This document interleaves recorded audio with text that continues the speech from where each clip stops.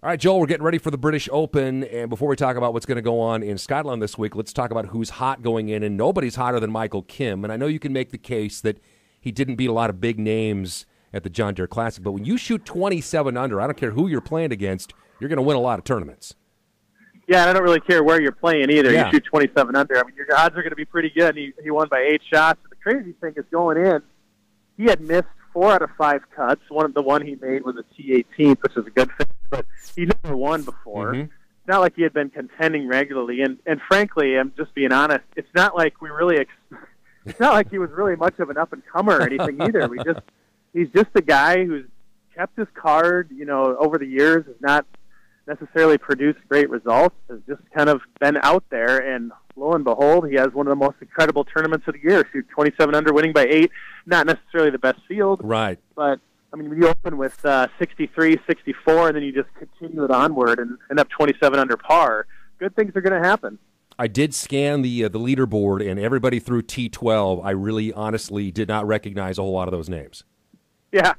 Yeah, you have Bronson Burgoon, who actually is an up-and-comer. He's kind of a strange name, but the guy actually has been playing great golf lately, but not necessarily a household name yet. Yeah. And then, I mean, really, you had Francesco Molinari, who finished T2 with the late close. Zach Johnson had a good run on Sunday, but wasn't in contention at all going into that. I think he finished like T12. But overall, there's a lot of nobodies up there. All right, so let's talk about next year before we go ahead and look at the majors from this year. 46 events on the new schedule this year, including the 2 new events, the one in Detroit, which is in late June, which leads right into the new TPC event, which will be July 1st through the 7th. The playoffs have been trimmed from 4 events to 3. We talked about the PGA Championship. We knew that move was coming, moving it from August to May. And then the Players' Championship, moving it from May to ahead of the Masters now into March. So what do you like about the schedule, and what are you not so wild about the schedule? Well, the funny part about it, I like it for the most part, but the funny part about it is that when the PGA Tour moved the Players' Championship to May, back just about a little over 10 years ago now, they were thinking about how much better condition the course is going to be and how much better it fit into the calendar. And now a decade later, they come back and just completely flip back on what they'd done before. Yeah. And I get that it makes sense for the PGA Championship, but really the catalyst behind this move is still the Olympics, which is so bizarre to me because it's only every 4 years. It's only, in recent history, it's only been around golf-wise for, just a couple years ago. Yeah, yeah. So, it used to be golf used to be in the Olympics a long time ago. Basically, that's irrelevant at this point. So if you're telling me that the Olympics is the driver to move the PGA Championship up to May, and therefore the Players has to move to March, wow, it's just really what seems to have driven this. The other narrative that the PGA Tour has tried to say is, well, this way each tournament, each major championship kind of has its own month. You have the Masters in April, you have the PGA now in May, then you have the U.S. Open in June, and the British in July, and then the Players, which is not a major, but it's a big tournament in March. But it's which I don't really like, because now the match play kind of just floats like between the Masters, which I don't really like that. The match play used to kind of have a culmination building up to it because it's a WGC event, and now it's just kind of sitting there, just kind of by itself. So that's goofy. And then the PGA, another thing about it is it eliminates a lot of the Midwest courses like Hazeltine. Yeah. How do you get a course like Hazeltine where this year we had snow until May 1st, ready for a major championship the third week in May? It just doesn't work. Yeah. So you've cut out, and like this next year, it's at Bethpage in New York, where if we have a winter like this, good luck getting that course ready for a major championship. So I like some parts of it. I like the Minneapolis stop, obviously. I don't know, though. It's going to be really weird. Think about it. Fast forward a year from now, that the British Open will be that week, and then right after that, boom, majors will be done. Yeah. Whereas right now, we have the PGA 3 weeks after. So it's really shifted up, and the reasons behind it just don't totally make sense to me yet. And then taking a week off of the playoffs, I guess the good news is that adds a sense of urgency now to the 3 events they have instead of 4, but does it make it too quick? Yeah, part of it too. I do like the fact that the new schedule is going to end before football. Yeah. I like how it ends before Labor Day weekend because I've always said that. I mean, once you get the NFL doesn't start till the weekend after Labor Day weekend, but once you get to Labor Day, people are out of town or they're paying attention to college football. They're not paying attention to the Barclays Classic or whichever one. But when they cut out the off week between the playoffs, which I like. Nobody ever really had a good explanation for that other than they had the off week over the first weekend of the NFL. It's like, great, you're not going up against NFL week 1, but you're going up against NFL week 2 the week after. It's not like week 2 is that much worse than week 1. So I do like how it ends before football, but I agree with the condensed part of it that you might. It just lends itself to more of a random winner to me when you have one less event where you get one guy who gets hot for 1 week and now his whole playoffs is made, whereas before you'd have to play good for another week, that 4 weeks to get higher points to get into the Tour Championship. So I don't know. It remains to be seen, but I guess I got to give the PGA Tour credit and that it does end before Labor Day weekend, the last weekend in August, and that's a good thing for golf. All right, so the focus this week goes to Angus, Scotland, one of those coastal courses, Carnoustie, which we've seen before several times. It's hosted the U.S. Open, or the British Open, I should say, first time since 2008 when Patrick Harrington won. 147th Open overall, 16 former champs in the field, and again, being a coastal course, as they typically tend to be for the British Open, weather always is going to be a factor. Yeah, this year the area has had a real dry spell where it's been a little warmer than usual. They haven't had a ton of moisture. It's kind of funny because it's been so wet around here in the Midwest. Yeah. But, hey, that's halfway across the world, so it has its own little climate. So it's very dry. The course is extremely firm. The weather forecast for the 4 days of the tournament is basically right around 70 degrees, a little chilly early on. So you're going to see guys in the typical long sleeves and maybe even a random stocking hat or two. But it's really going to be too bad compared to some years. There's a decent chance for precipitation on Friday and Saturday, but it doesn't look to be anything major. And the wind looks, so far anyway, looks kind of only between like 10 and 15. But as we know over there, it can change in a heartbeat. I mean, you can go from, a nice sunny, calm day to a gale force little gusto that comes through and, guys' hats are blowing off, and before you know it, balls are blowing around the greens and stuff. So it can change quick, but for right now, that does seem to be a little bit of a long shot. It looks like it's mostly going to be pretty tame.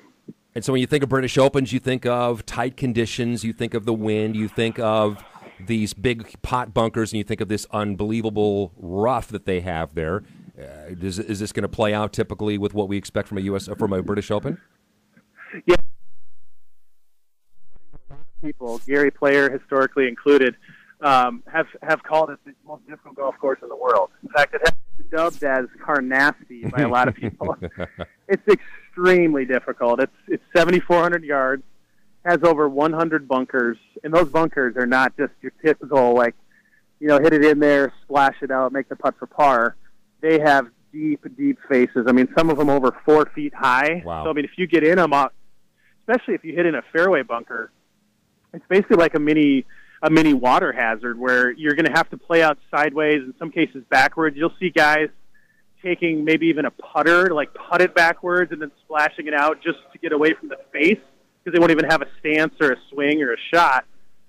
So, I mean, it's extremely difficult. Now, it's going to play really firm. It's going to play a lot shorter than the 7,400 yards. You're not actually going to see a ton of drivers from guys. You're going to see probably a lot of 4 and 5 irons off the tees, which, if you can hit on firm fairways, it still goes 260 or 270, or only 170 in or something. It's very, very reasonable. So it'll be very linksy. You'll see a lot of guys playing those bump and run shots, not too many of the high floppers. You see a lot of shots along the ground, and Mike Tirico actually made an interesting comment where you'll probably see less shots this year because the ball's going to take so long to roll. Oh, sure. And actually that's somewhat typical of a British Open, but this year it's so firm where you're going to see a tee shot and then it just rolls and rolls and rolls and rolls and then they go to the next shot. So wow. It'll be interesting, but it's going to play like a links course should. It's going to be firm and fast. Carnoustie is tough. Even with the ball going long distances, you still got the ball, so you're going to see a lot of crazy balls where guys might think it's right down the middle of the fairway, and it keeps rolling and rolling through the fairway into the fescue or through the fairway into a bunker. So it'll be very, very interesting. 16 former champs in the field. Let's talk about the odds. Dustin Johnson, 11-1. Rory is 12-1. Then you've got Spieth, Ricky, Justin Rose, Tommy Fleetwood at 16-1. Tiger, Brooks Koepka, Justin Thomas, Jon Rahm at 20-1. Who do you like out of that group in terms of what you expect them to play well this week? Yeah, I'm definitely a fan of Ricky this week. I also like Jon Rahm. Rahm, of course, has never won a major. He's the only guy in the top 5 of the world golf rankings currently to not have won a major. The other 3 have won. Other 4 have won at least one. Koepka won 2, of course. Just won his second U.S. Open. He's number 4. But I like Ricky. I really like Ricky's chances based on. I just feel runner-up. He kind of had that moment where he feels like I can really do this. I mean, he came within 1 shot of Patrick Reed. He was right there.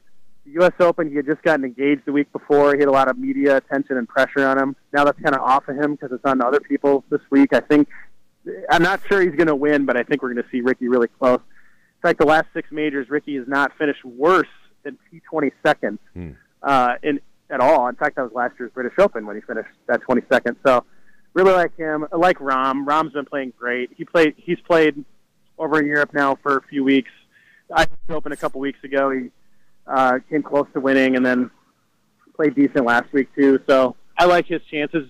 He said he's going to hit a lot of drivers though, which is a different strategy than a lot of guys are playing here. So you got his little John Ramo-meter where the tensions boil up and he may take some aggression out on a bunker or his bag or his caddy or who knows. But he's so talented. He's going to win a major at some point. So Rahm and Ricky are my 2 from the top groups. Okay, so from outside those names that I just mentioned, who do you like? Like Alex Noren, who'd be just a little outside those names. He's top 15 in the world. He won the French Open a couple weeks ago. Really, really like him. I've been a fan of his for a while now. He just seems like one of the sneaky European players. He's from Sweden. That's just going to win a major and just be like, wait, oh, wow, this guy is really good. This is not one of those fluke guys. This is an actual, top talent winning a major. So I like Noren. I also like Mark Leishman a lot this week. Leishman Open 3 times in the last 4 or 5 years. He's been there. Unfortunately, his bad days seem to shoot him out of a lot of tournaments, but he's incredibly talented. He's great in the wind. He's one of the best wind players in the world. He's really, really like his chances this week, too. A lot of eyes will be on Phil Mickelson for all the wrong reasons. Phil's had a couple of dust-ups in terms of rules, and I think he was hoping to put all that behind him when he arrived at the British Open, but, of course, the British media was having none of that. They were bombarding him right away with a bunch of questions about his rules transgressions, and Phil has admitted now that he needs to act a little bit better on the golf course. Will actually start acting a little bit more mindful of what he's doing out there. Well, with Phil, you never totally know for sure. I'm not really sure he's going to act any different on the course. I think with the media, he realized that the way his actions were one thing at the U.S. Open, but the way he responded was another. If he would have just come in and taken responsibility for what he did on the course and just said, I had a brain fart, I was really frustrated, he could have just moved on. But the way that he tried to pretend like he was being extremely creative with the rules and stuff, I don't know, he dug himself a deep hole. I didn't really like that at all. So this week, I don't think it's gonna change the way that he plays, but I get a little bit off. Like, his game has been good this year. He won a WGC event. He's contended in other tournaments, but I don't think he's going to be a factor much of the rest of the year. I'm not necessarily sure it's all because of what happened at the U.S. Open, but clearly he's getting a lot of attention for something negative that he doesn't want to be getting attention for, and that's never a good thing, no matter how experienced you are. Well, and I think one of the reasons why he's finally having the response that he's having is I think he's realizing now that this is taking a toll on his reputation and his legacy now, and then he's at the stage of his career where his legacy, I think, has to matter. People are talking about him in a different light than they've ever talked about him before, and it's not very positive. I think you nailed it. I think, and Phil's a very reputation-conscious guy who's, even at times when he's completely disagreed with, let's say, the USGA's course setup, or Tom Watson's Ryder Cup captain strategy. Phil has done a pretty good job to be tactful and put on a face and He's done that for so many years, but one incident like this at a major championship can bury a lot of that and can change people's perception pretty quickly. So I think he's worried about that long term. It's going to be with him. I don't think it's definitely not ruining his career. That would be way overstating it. Yeah. But it's always going to be there, especially because it's happened later in his career in a very big stage. So I think he's feeling bad for that. He's trying to do whatever he can to try and bury it.